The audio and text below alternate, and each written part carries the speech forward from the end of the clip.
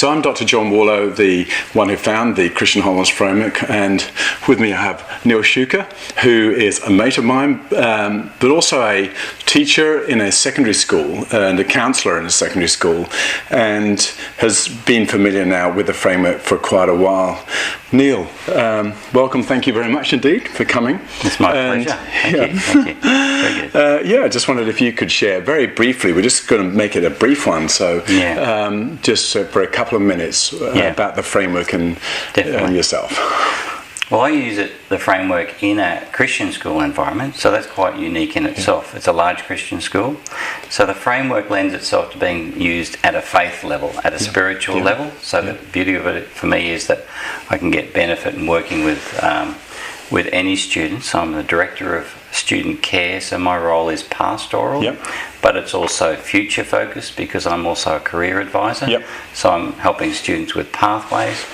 Now obviously for students to be able to really attend to where they are in their mind, emotionally, where they are spiritually in terms of where they're meant to be, their purpose in life, then they need to be settled in themselves. They need to understand themselves. So the framework provides an excellent way of being able to assist students through that process of understanding so that they can then think about their futures. So it seems to me that it provides quite a holistic approach to students who can actually not just use it for understanding, but also assist them to see where they're heading to.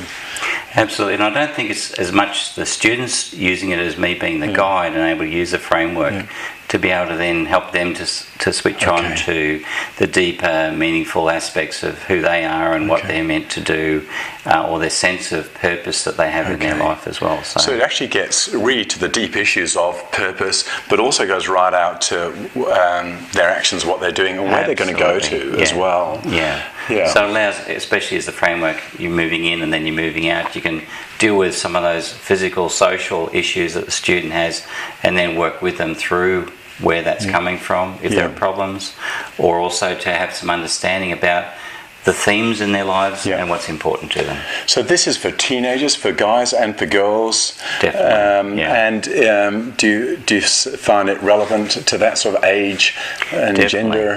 Definitely. In fact, I found it interesting working in adult environments because I was working in organisational psychology and organisational development, working with older 45, 50-year-olds and thinking it'd be value to be able to work with students when they're setting out on their path, helping them with the development. So I've moved back into that age group more from point of view of that's where I find that I can add most value.